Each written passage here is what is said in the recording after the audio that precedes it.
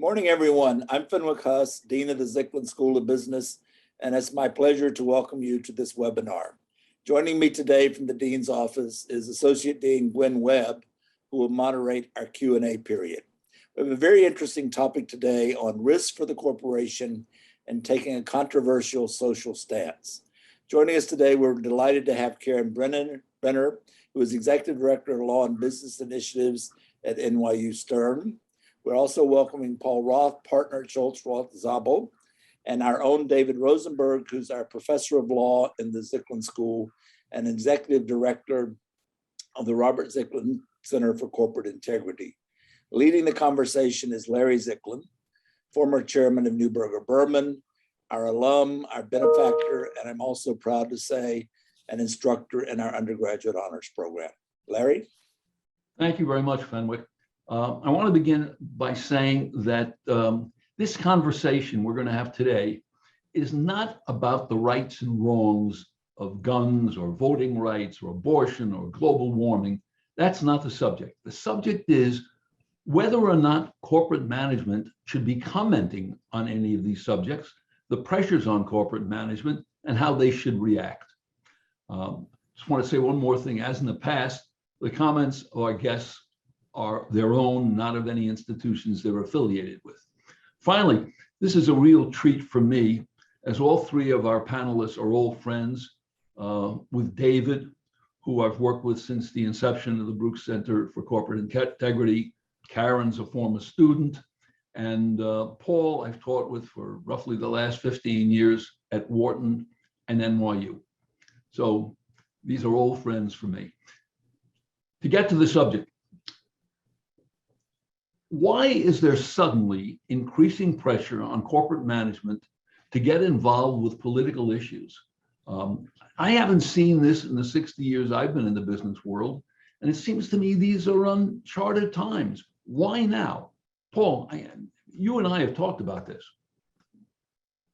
Yes, it's a great question, Larry. I think it arises in part because younger people, as we see in the classes that we teach together, are enormously frustrated by the lack of action that they see by the political institutions, the Congress, the presidency, courts, and on the same thing on the state level.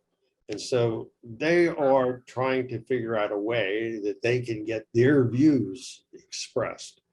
And they're trying to get their views expressed because and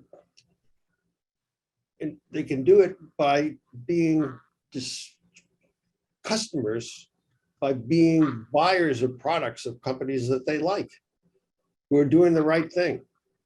And institutions who represent pension funds and the like are exercising their power in connection with buying stocks or selling stocks to try and influence CEOs to push for a better world. You know, you have a situation, for example, where scientists are telling us that climate change is going to destroy a lot of what we value in this country. And yet the political arena has come up with almost no answers. Or if they come up with answers, they are just too slow in pursuing them. And institutions and the younger generations are pushing the corporations to fill that vacuum by taking a stance. Why the corporation and not somewhere else? Why is the corporation the focus of this? I don't know, David, Karen, have you thought about this? Because corporations have so much power and they're so much an important part of people's lives. I think we sort of decided to get into this discussion because of the situation in Florida and the Disney Corporation. And I think that situation really reflects what Paul is talking about. There's, a stagnation in politics, or at least there's things happening in politics which don't necessarily reflect the will of the people, and certainly don't reflect, the people in Orlando, Florida, and people who care, people who work at the Disney Corporation, and people who consume Disney's products. And when the state of Florida enacted a rule which seemed antithetical to people's values, not just Disney's corporate values, but people's personal values. They felt like, well, who's powerful in Florida? Disney is powerful in Florida. I go there every day to do my job. It was in Disney's interests to say, we want to make a workplace in a state that's welcoming to our employees and to people who visit our parks. And it was natural for them to say, we have a voice, we have intelligence, we have opinions, we have power, we have money to spend. And so they put their point of view out there, knowing that it would create controversy, but also knowing that most of their stakeholders, which with Disney, I think is a very broad group of people, would agree with them, or to the extent that they would disagree with them, wouldn't hurt their bottom line. And my recollection is, at first, Disney didn't comment. This was the so-called "don't say gay" bill, but they didn't comment on it, and they received a lot of pressure from their employees to comment, and they were pressured into it. They didn't voluntarily do this. Well, I think their initial silence, I'm sure Karen can comment on this. CEOs are taught, be uniters, don't stir controversy where it's not necessary. And I think initially, the instinct, especially of seasoned executives, is just to go about doing your business and stay out of such a thorny issue.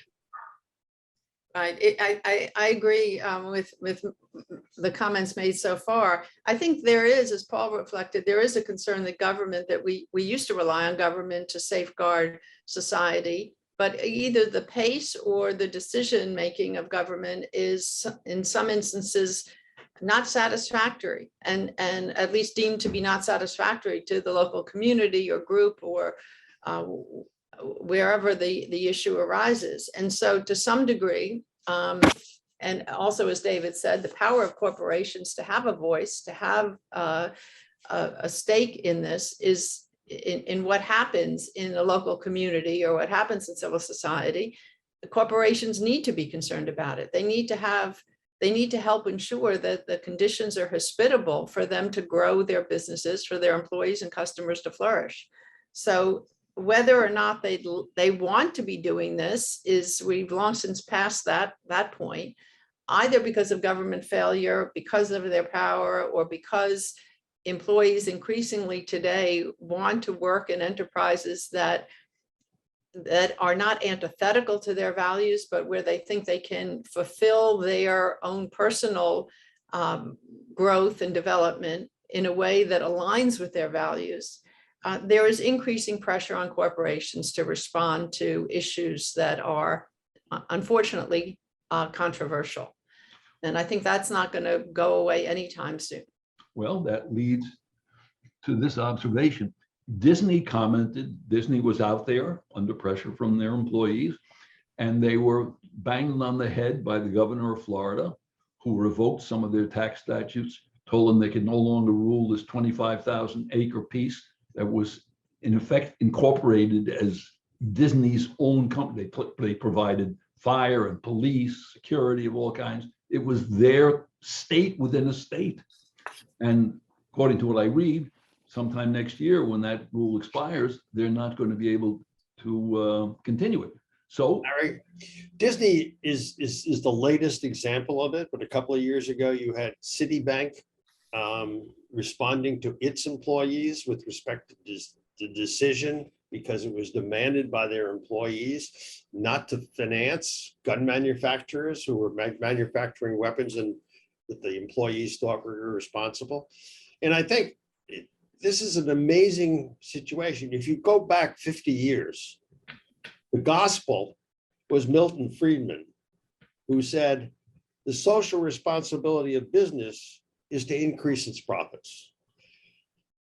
A couple of years ago, the Business Roundtable, just to talk about the change that we're facing at this point in time, said that the purpose of the corporation is paramount and that it has to take into account all of its various constituencies, its employees, its suppliers, its customers. It has to make good products. It has to buy good products.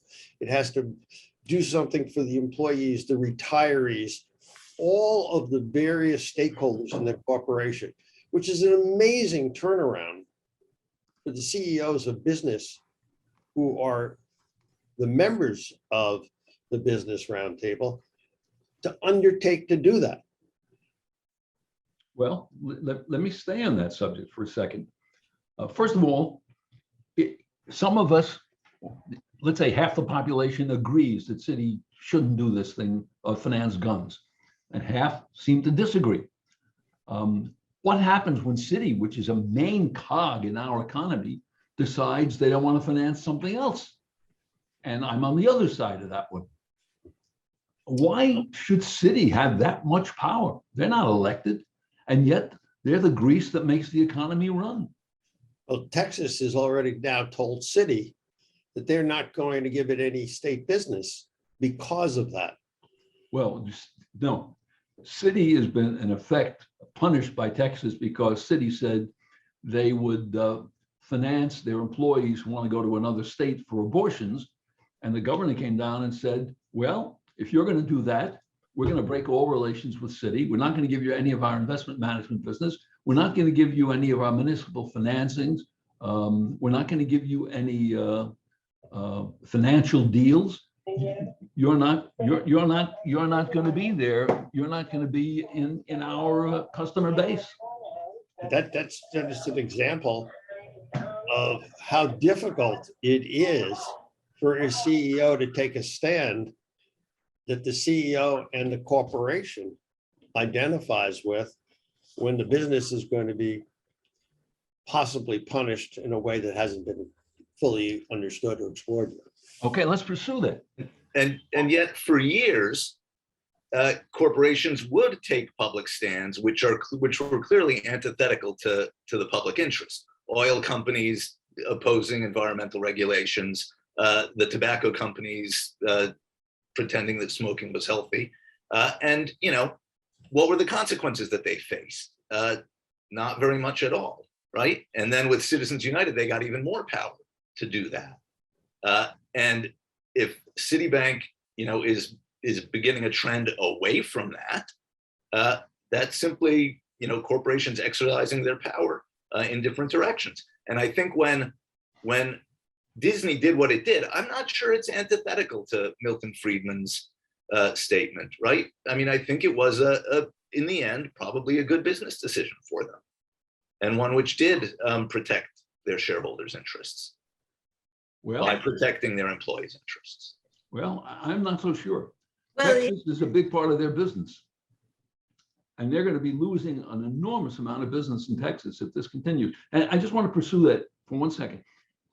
We have something called Delaware law. Most corporations, not all, are incorporated in the state of Delaware. My recollection is that Delaware law puts an imposition on management to protect the interests of the corporation, the long-term interests of the corporation. yes. I assume the long-term interest of the corporation assumes that's the long-term interest of the shareholders. Is that not fair? Yes, generally, but you know, you have a different situation today as to who the shareholders are than you had 50 years ago. I mean, before you used to have many individual shareholders who held stocks for a long period of time. Today, I mean, you know, Larry, what the volume of trading is, has changed enormously. So people, some institutions, for example, may be shareholders for 20 minutes at that level. So the issue becomes, is there a distinction between what you owe to, I don't know, we have some noise here, but what do you owe to short-term shareholders, long-term shareholders? To whom do you owe your duty? I mean, that's one of the issues that has to be addressed. But it certainly means you have an interest in the long-term viability and profitability of the corporation, Yes, no matter who owns the stock. correct. But it gives a lot of discretion. It is not that the directors and executives must maximize profits. in sort of the Milton Friedman language. They simply must avoid acting illegally, fraudulently, or disloyally. In their And so they have a lot of discretion to do things which, create synergies which might not be obviously visible. And there's some fun cases which show that immediate profit maximization is not the mandate under Delaware law or the law of other states. It's very important. Just a couple of clarifying comments. First of all, not that I'm a defender of Friedman, because I think the comment that Paul made is what's mostly cited by Friedman. But Friedman also said in that same remark that that the purpose is to maximize the value of the firm consistent with legal and ethical custom. So what we're talking about now to some degree is what the law mandates, what the law requires, as David and Paul just confirmed, but also what is ethical custom? What do we expect in civil society? What ought we to do when we're in these positions of power and responsibility?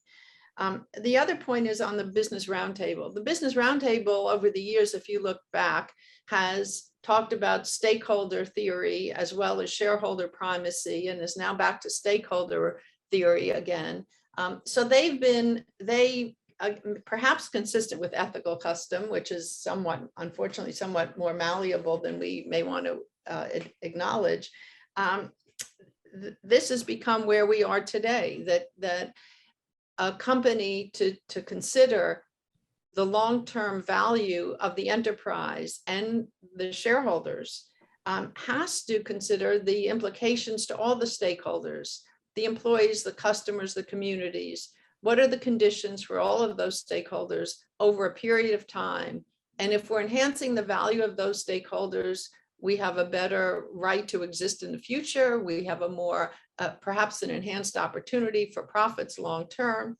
And I'm not sure any CEO running a diverse company doesn't already understand that balancing sometimes competing interests or differing interests of stakeholders has always been the job of a CEO, has always been the kind of issue that boards and executives are confronted with in addressing everyday business issues and challenges. You always have multiple stakeholders affected by decisions, and their interests have to be considered in making decisions that hopefully are in the best interest of the company. So that's just a few sort of table setting points. But you rarely, if ever, saw corporation CEOs commenting on social issues. Take Citibank, which we just talked about. Tell me why it's in Citibank's interest to lose the business of the state of Texas. Remember, it's an underwriting business, it's a money management business, it's a deposits business, and lose the business of those people who believe what the state of Texas is doing, re-abortion, is correct. What is the gain to them? How does this manifest itself in Delaware law? I don't think it's that different from an oil exploration company or fisheries who say we must put sustainability into our business plan now. Otherwise, in 30 years or 50 years, there won't be any more oil to dig up, or there won't be any more fish to fish. Companies understand that they need to exist in a functioning democracy. And I think with some of the extreme things now, like the big lie, and even, I believe, and I'm not going to talk about the specifics of abortion, people's rights to privacy. For a company to exist and to function, it needs to live in a society that affirms those rights. And I really don't think it's that different from a long-term goal of sustainability. But as a strategy. The number of people who oppose any of this, the number of people who are in favor of guns as opposed to guns, in favor of abortion, opposed to abortion, there are big splits in the country on this. And whatever you do, it seems to me the CEO is caught in a vise. Whatever that CEO does, you lose a third of your constituency Well, who hate what you're saying. Larry, you have many examples of companies that took stands, and I think of Colin Kaepernick, and I'm going to cede my, sports knowledge to others here, please, quickly. But and that was deemed to be very controversial. But in fact, ultimately, the pendulum swung, and the company actually gained a lot in taking a stand on something that was deemed to be very controversial. I don't think CEOs want to spend their time taking issues on taking controversial perspectives in the press for the sake of hearing themselves speak, or because they're confused that they're elected officials voicing the will of the people. I think we all, as individuals, and by extension, corporations that are collective social enterprises, forms of social endeavors, have lines that we will not cross, have decisions that we make that say, I don't really care what the popular will is. I can't go along with this decision. Then we have other lines that say, I really want to affect change here. And just by speaking out, that doesn't accomplish anything other than creating more controversy. If the goal is to affect change, in other words, ensure hospitable conditions for a company to exist, then it's a lot more than just a soundbite on social media or in a newspaper. It's really doing the day-to-day, making the day-to-day effort with the local constituencies and stakeholders to see that the change or the conditions that are required are maintained or cultivated. And that gets into not whether or not CEOs are required to speak out, because as you point out in the Disney example, remaining silent is as controversial in some instances as speaking out. So CEOs have no choice, and boards have no choice but to consider what kind of role and responsibility they're going to have in civil society.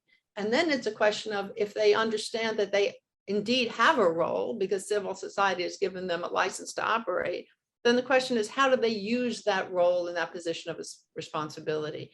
And I think in many instances, by speaking out or joining a coalition so that more than speech, they can act collectively to help ensure these conditions continue to go in a positive direction, they can hopefully establish what they want to see over the long term so that they can build their business in a safe, positive way. But it is a matter, I think, to some degree, of having a plan of developing those alliances and those relationships in the affected communities, that it be material to their business, that it be relevant to the kind of business that they're in, and that they can act collectively through a coalition, because that creates a powerful force more than singling out a particular company. Does that mean a company has to weigh whether it's better for the long-term effect on the business to speak out or not? And whichever is better, that's what we do? You have an initial threshold question, and that is, can the CEO speak out on his own and not involve the company in what the CEO says? My view is, in most situations, that's not possible. The CEO represents the corporation, and the CEO may have a very, very strong view, but when the CEO speaks out, society sees the CEO as a representative of the corporation. Now, Delaware law gives a corporation the right in its decision-making to exercise business judgment. In other words, not everything is a guaranteed correct decision. You're allowed as an individual and as a board to make decisions if you've gone through the right procedures of thinking about it and consulting with people who are expert in it. You're allowed to make a decision that turns out not so great for the corporation, but you've thought it through and you then taken a stand. But the business judgment rule has to be, as Karen said just before, has to be correlated to the interests of the corporation in one way or another. And there are some people who say, well, look, if you, and I've actually heard you say this, Larry, long-term, what is long-term? How long can the benefit to the corporation be out in the future? It's not such an easy question to answer. And that's what people get paid the dollars to think about. But, you know, as when we're talking about why now, until I don't know how many years ago, there were very few women or people of color on corporate boards. Now, there are gatekeepers to how people vote their proxies in corporations, right? They're the proxy advisory firms. They will take a stand in advising their institutional clients in recommending against the board that doesn't have diversity on its slate. If you go back 30 years, that certainly wasn't something that people concerned themselves with. And that's why I say what you're finding is a new feeling on behalf of newer generations, younger generations, certainly than you and I are, but they want to see diversity. They want to see inclusion. They want to see people thinking about ESG, environment, social, and governance. And that's changed. Paul, in the end, when you get through all these institutions, in the end, somebody owns the stock. Somebody owns the asset. It's a pension fund, it's a pensioner. It's a mutual fund, it's an investor. I wonder, knowing what happened to Disney after they made these comments and they suddenly were removed from control over these 25,000 acres. If they knew this was going to happen, do you think they would have spoken out? Or they might have said to their employees, sorry, it's not in the best interest of this company to speak out, not our business. We're involved in Mickey Mouse. I mean, I personally, you're asking me what I think? I think given the situation, which related to what could be said in public schools in Florida and taught to students in 4th grade and under, that Disney would have no obligation to speak out. If they thought it was, or probably if they thought that they would be punished for it, they probably would not have. If they consulted a lawyer might say to them, you know, you're entitled to speak out. There's free speech in this country, and the use of state power to prevent you from exercising your free speech is illegal. So I don't know which way they would have gone with respect to that, but those are the issues that they have to deal with. They're not easy. David, I can see you're chomping at the bit. When we look at the you know, Larry, I know you're very involved, as am I, a little bit with the Center for Public Accountability and groups that warn about the dangers of excessive political involvement by corporations. They focus on political spending, but the situation, but it's analogous here. When we talk about that subject, we trot out the same old tired examples of Target getting in trouble for a donation that it made that went against its image of inclusiveness, and not that many more examples, right? Like what does history show us about examples of corporations really being hurt by political positions they took? You know, the tobacco companies got sued and eventually had to settle because they lied. But for years, you know, the oil companies have tried to suggest that climate change isn't happening and fought against environmental regulations. And you know, people still go to a BP gas station, even though they know what that company has done.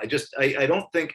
I think given how much plainly sort of malevolent political activity corporations have done over the decades, I don't see now corporations getting a worse backlash when they're affirming what seem to be pretty universal values like the integrity of American democracy and the right to privacy and the fact that climate change is happening.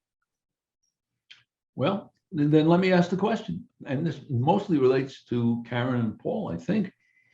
If a CEO speaks out on one of these issues, should the CEO not speak out without the permission of the board, since the CEO, almost by definition, speaks for the company? Yeah, so actually there were 2 points I was going to make, and that's the first point is exactly based on the question you're raising now. As this whole conference is really aimed at, that the idea that a CEO speaking out on issues represents a risk to the company, sometimes a small risk, sometimes a great risk. And the board is squarely responsible for risk oversight.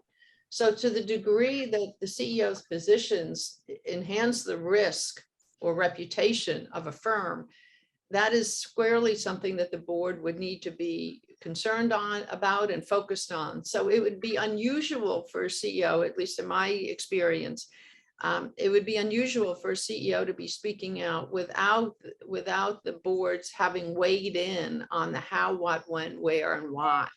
And which is why I think it is helpful so that CEOs don't get dragged in to events, here and there, that the company in advance have principles that they can apply to situations that the board has reviewed, approved, and the company is comfortable executing on.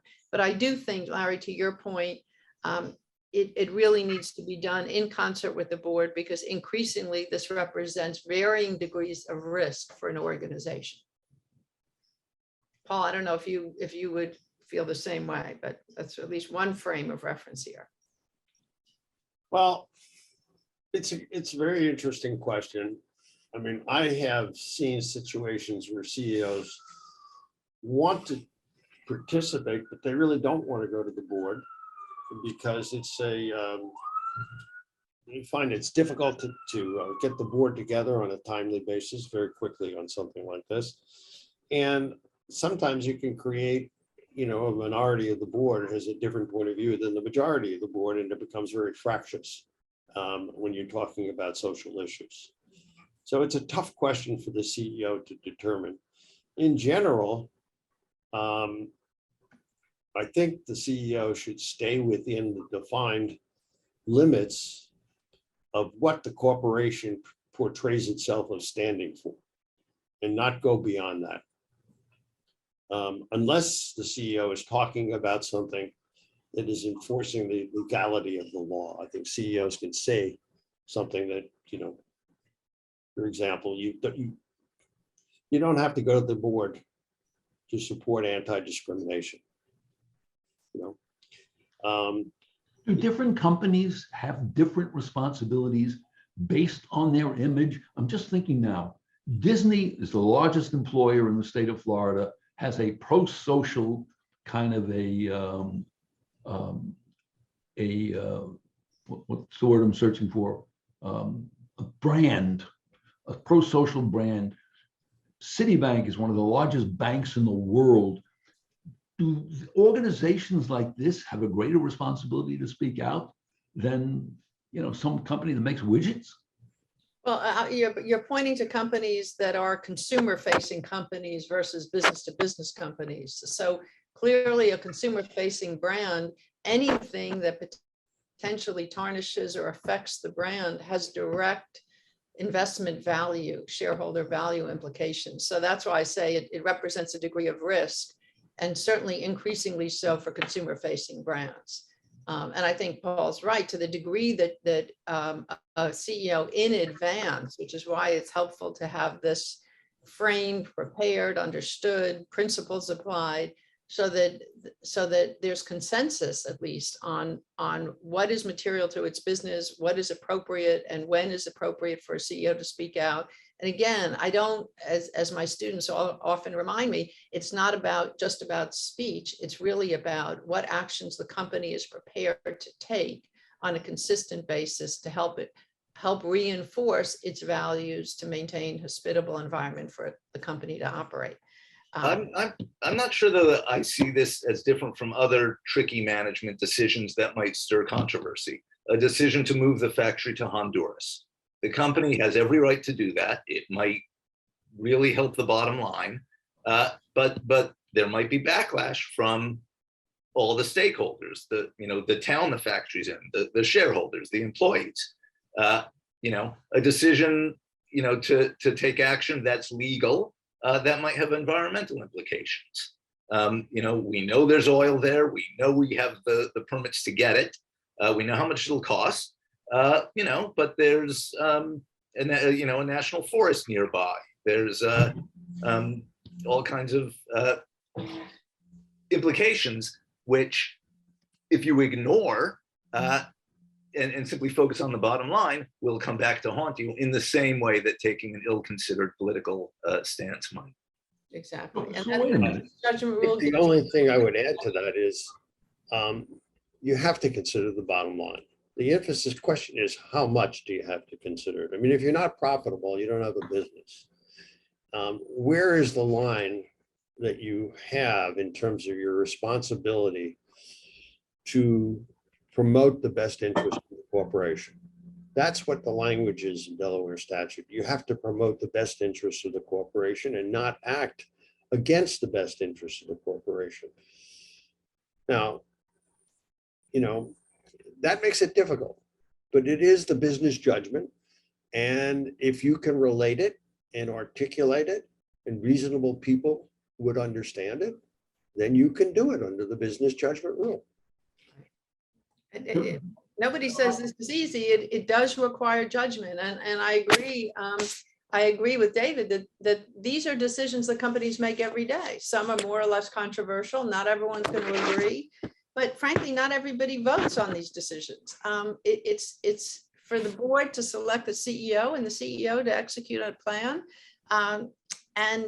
And not everyone will agree on all the decisions, but if they're made in good faith and to be in the best interest of the corporation without any conflicts, then they're not assured to be right, but they're at least there's a thoughtful mechanism for those decisions to take place. But there's one difference here. The difference, I want to go back to David for a second. When David says a company moves to Honduras, they make a judgment, they do all the things, they're moving to Honduras in order to increase their profits. In the case of Citi and Disney, just to use these two examples, they did something that was not done in order to increase their profits. They were done it because of some pressures they faced, and they're probably decreasing their profits in doing this. And I think that's different.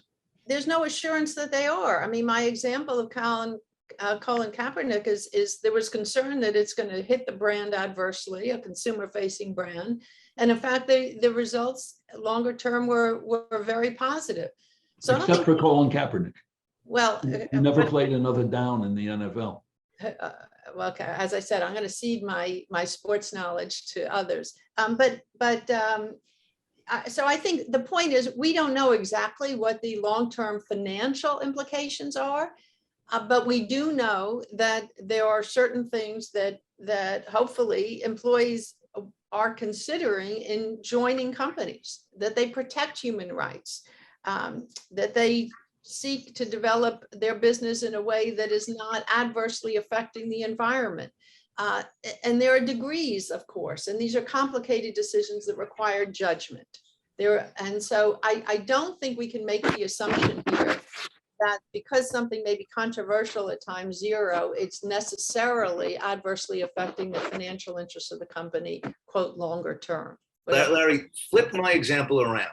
If a company says, we've been based in Indiana for 100 years, we know we could move to Honduras and pay the people, a fifth of what our union factory workers earn, but we're an Indiana company and we're going to stay here. And I don't think anybody of virtually any political identity would question that decision for a minute. Well, let me make a strong argument that it obviously affects the bottom. Let me question it for a second. If your competitors have gone to wherever and they're producing the same item as you do at half the price, have you done your corporation and its employees a favor?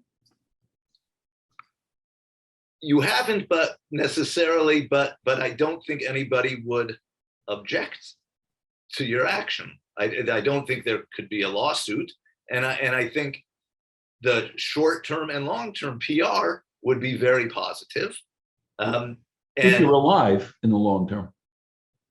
Yeah, I mean, David, I like your example because it focuses us on some pretty interesting things. Certainly the union that represents your employees, and your employees are not going to be happy if it means that you are closing factories in the local community and you go to Honduras, right? If you stay in Indiana, I think you said, yeah, we'll keep those factories open. Your unions will be happy. Your employees will be happy. But will your pensioners be as happy? Your suppliers will be happy. Will your customers be as happy if they have to pay twice as much as being able to get the same thing at another store or from another company? Now, we can say this is the business judgment rule, and you make a decision and you just have to live with it. But when you try to balance the interests of all the stakeholders, very frequently, you can satisfy some, but not all. And that's what, that's what the board has to do. That's what the CEO has to do. And so I think I'm not sure I would agree that you're going to get unanimous acclaim for staying in Indiana. Certainly the local city will be on your side. The unions will be on your side, but will your customers also be on your side? It depends. I don't know. Which is exactly why Judge Allen in his piece, The Schizophrenic Concept of the Corporation, talked about these various issues and said, ultimately, these are decisions that are complex, that require judgment, that are made every day, to David's point. General business decisions, some that have different reputational implications, but they're made every day in a business. And so that is not new news. What is new today is that, and they are controversial, to your point, Paul, that some stakeholders may be happy in the short term, some may be unhappy in the long term, that may differ. And there are various risks associated with these decisions, but they are made every single day by corporations. Today, politicians are stepping out to confront corporations when they make decisions that for some reasons politicians decide are antithetical to their interests. And corporations are having to navigate that very challenging constituency now in ways that they probably never had to before.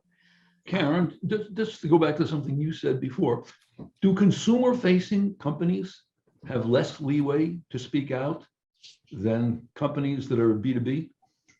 I think they have more risk in speaking out. But they have more risk in not speaking out too. I think the reality is, because consumers are another huge stakeholder here for consumer-facing brands, that the implications are felt more broadly in those instances. So the risk is just greater. Well, when we started this discussion, I mentioned 4 hot button issues: global warming, abortion, voting rights, guns, any one of these issues. What compels a company to speak out on any one? I assume companies can't speak out on every issue, or they'd antagonize everybody in the long run. When do they speak out, and when do they not speak out? And who makes that decision?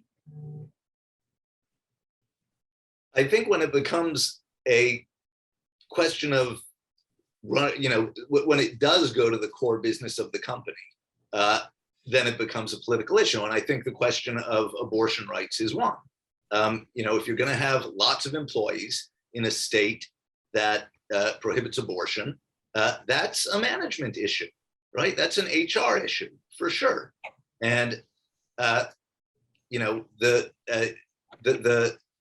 company can take a vocal stand and say, we support a woman's right to choose very loudly, or it can get together with its health insurance people and HR and say, we are just going to have an internal policy of paying for the transportation for anyone who wants to get an abortion out of state.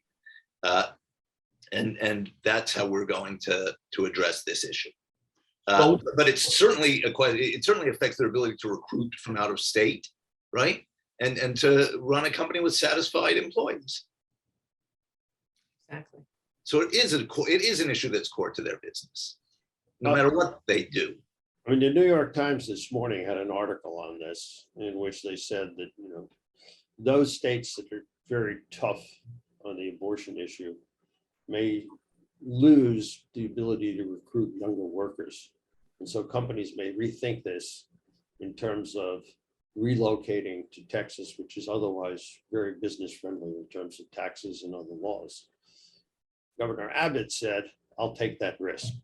I mean, it just, you're in the political, you're in the political realm and you can't get out of it. Right. So you want to stay out of it to the extent you can. And that's why I haven't seen, maybe you have, I haven't seen many corporations, I haven't seen any take a stand directly on the issue of abortion, but many have said they're going to help people who need health care and related to abortion to travel to states where they can get it. And that's a perfect example of a corporation to some degree staying within its lane, dealing with the concerns of its employees, as David articulated, and not taking a political stand for the sake of taking a political stand, but taking action that'll safeguard their employees. And to your point, there was also a piece recently about whether students are going to want to be readily going to school in states that are compromising their human rights. So it will remain to be seen how this plays out over time and what the effects will be. But there's no question that many of these decisions cut across the interests of employees. And so corporations are obliged to consider their implications. So should corporations, going back to your point about taking action, and your student reaction to that, should corporations only act when they think they can make a difference? I think they should act when they think they can make a difference. And I think they should prepare to seek to act likely with others by joining a coalition. We saw the very effective response to the Muslim ban by attorneys getting together in an amicus brief. I think corporations can likely be more effective by partnering with other entities, because I think there'll be greater strength, and that hopefully will assure their effectiveness when it may be otherwise beyond them. They can't afford not to be engaged on areas that affect their constituencies. That's their duty. That's what they need to do to continue to thrive. By the way, I saw a CNBC poll not so long ago, weeks ago, that said, by and large, Americans like when corporations speak out, but only when they speak out in the same way that they believe. They don't like it when they speak out and they're contrary to their beliefs. Gwen, I gather we have some questions from our audience. Yes, we have quite a few questions from our audience. Let's just plunge in. Corporations must ultimately respond to their stakeholders, and politicians must respond to their voters.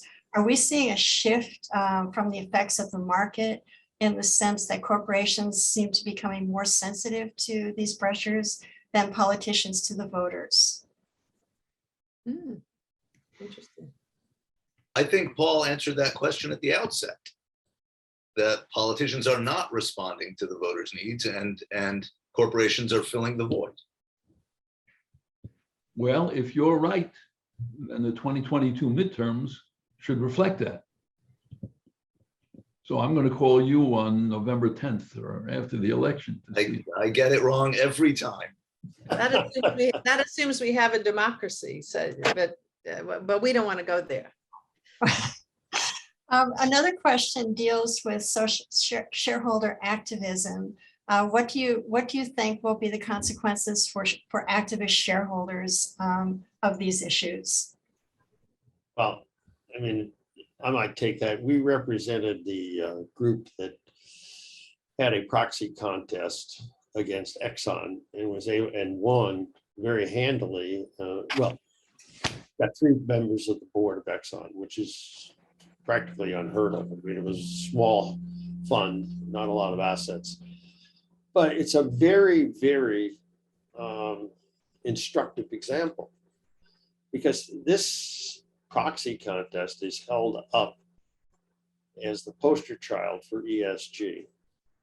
And those who have worked on that proxy contest will tell you it was motivated by environmental concerns, but only because the shareholders thought Exxon was ignoring the future and its ability to continue to make money in a world moving away from fossil fuels.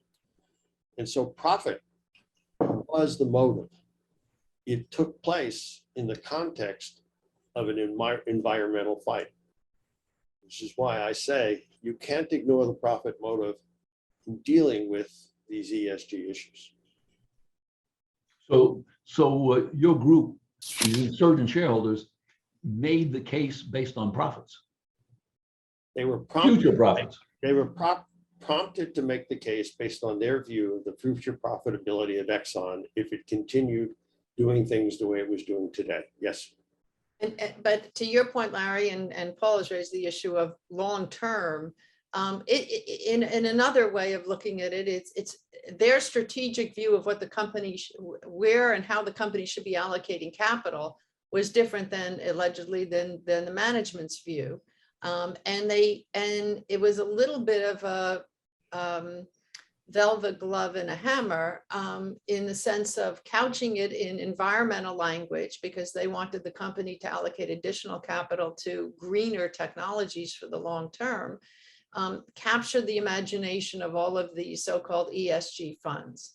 And this is a moment in time, or that was a moment in time, I should say, before the war and before oil went to where it is today, et cetera, that was viewed as very, very important to its long-term health and viability. So yes, it's profit oriented, it's very long-term oriented, and it's a question of the degree of capital allocation. But I think activism will come in many forms, many shades and colors. And that the issue with activism today is that you only have to make a handful of phone calls to get the votes that you need. And that really is a function of the concentration of institutional ownership in virtually all public companies. That's another subject for discussion, but I find that frightening. That Right. you only have to make a half a dozen phone calls. I'm sorry, Gwen. That's okay. It's an open discussion, Larry. Here's another, there were actually a couple of questions on this.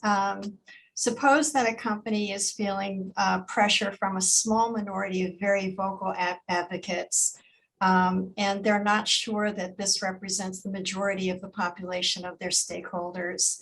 How should they deal with that? Noisy minorities could be important. You see, the reality is companies don't take polls for every major decision. So it's not a matter of how did the shareholders think. There are only a handful of matters shareholders get to vote. Otherwise, it's up to the corporation to make the decisions that are germane to its business. I personally am a believer in trying to engage with stakeholders. Noisy ones can be problematic. As Paul pointed out in the Exxon example, they had a very small economic interest, but they became very noisy. So not engaging is not necessarily an option today. So I do value engagement as a tool of understanding where various shareholders stand. But I don't think corporations don't take polls to make decisions about what they should do. If I can just add something to that, I think corporations today should be planning for this right now. They shouldn't be waiting for the issues to occur. There should be plans on the books right now. Here's how we respond when we're pressured to do something or other. Exactly. Well, That should not be spontaneous. They do have plans, Larry. I mean, for anticipated issues. There are always the unanticipated issues, but they do have plans and they do have guidelines for how they're going to react to a shareholder Boards do it. noise with respect to it. And in addition, corporations today are more in touch with their shareholders than they ever have been before. Investor relations is a very, very important position now at a corporation. And so they are going out and speaking to their shareholders, especially their large ones, to find out where their shareholders' thoughts are with respect to whatever their business lines are or whatever their plans are. That is a consequence of the fact that they now know that they don't want to be sort of ambushed by not talking to the shareholders and not knowing what's on the shareholders' mind. Employees, you have internally something which is very, very powerful in the workplace, and that is your human relations department, now called people department. I mean, it's not, and so you are constantly dealing with people. And today in the workplace, you have all sorts of groups, affinity groups, and many employers sponsor the affinity groups. And therefore, you are hearing from those affinity groups as to what their thoughts are on a continuing basis. Doesn't make it easier all the time to reconcile it, because a number of those affinity groups largely are not going to be reconciled. But at least you have a conversation, and that can diffuse issues. To add to things that Paul has said, first of all, if we're talking about activism, boards do prepare for potential activist attack. They have mock activist attack scenarios where bankers come in, identify vulnerabilities of companies, help companies respond or prepare to respond to those vulnerabilities. So lawyers may get involved, bankers get involved, and that is almost a regular activity of companies today because activism is so much on the rise, and that's a global phenomenon. In terms of interacting with shareholders, the large institutional investors pretty much interact with companies, I would say, on an exception basis. BlackRock, which manages $11 trillion of assets, mostly passive assets, have doubled the size of their governance group to now 60 people around the globe. So needless to say, we're talking about thousands of companies, several thousand issues on which they have to vote.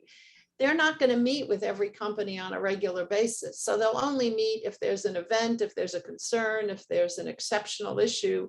They're accessible for those instances, but for the largest institutional investors, unfortunately, it can't be a regular event just because it's a new calendar year.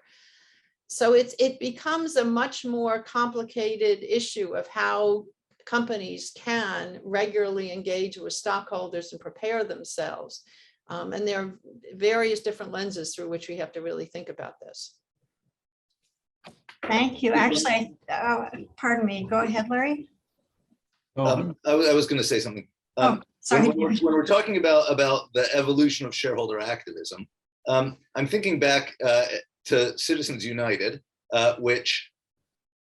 part of which said, in Justice Kennedy's opinion, that we are now saying that corporations have a constitutional right to freedom of expression, as played out in their political spending.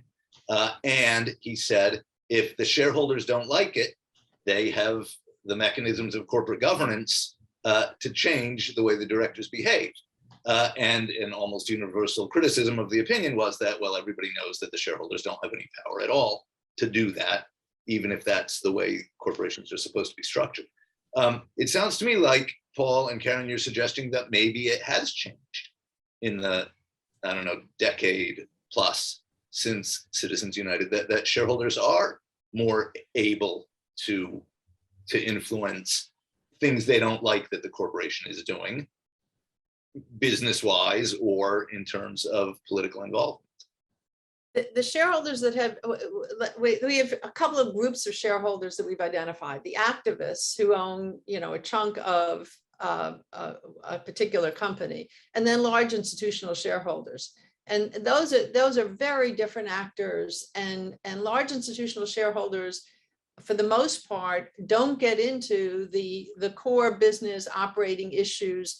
They really stay at 30,000 feet and focus on the conditions for, quote, good governance. and the overall risk to the company. So they have, I don't want to say generic, they're thoughtful issues that they consider on governance, but they're very different kind of actors than we just discussed. Axon that has a capital allocation concern, which is not something that normally institutional investors would weigh in on given their passive ownership model. David, I kind of agree with you. I understand what Sharon is saying. But if you're an activist and you only have a very small percentage of the number of shares that are outstanding of the company, you're going to win only if the institutional shareholders are going to back your view. And because the institutional shareholders are going to be 30 to 40 to 50% of a company's holdings. Right. And so the activists can't win unless they get institutional backing. And we are really getting out of time, so we're going to have to leave a lot of questions undiscussed. Obviously, this is a very compelling topic and there's a lot to be said on it. I want to thank you, Karen, Paul, David, and Larry for a really engrossing discussion. Maybe we should reconvene in a few months to pick up from here.